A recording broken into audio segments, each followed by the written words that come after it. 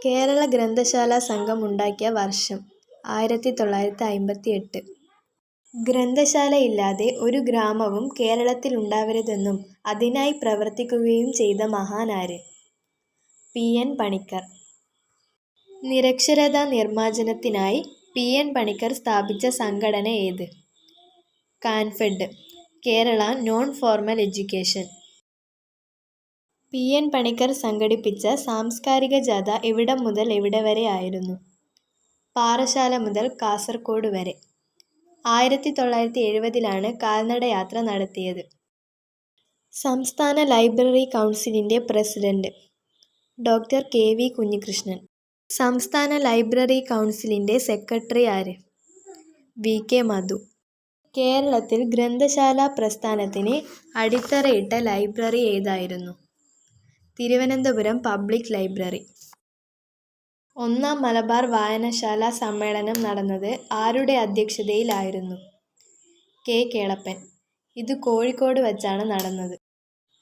അഖില തിരുവിതാംകൂർ ഗ്രന്ഥശാലാ സമ്മേളനത്തിൽ എത്ര ഗ്രന്ഥശാലാ പ്രതിനിധികൾ പങ്കെടുത്തു?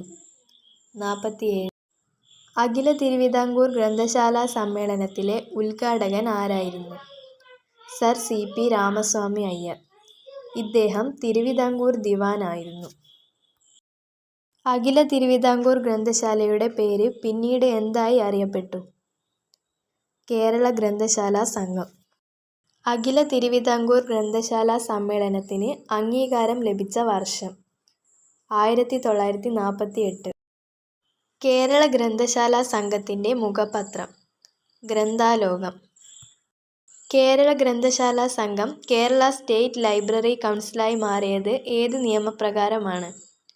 1981 കേരള പബ്ലിക് ലൈബ്രറി ആക്ട്.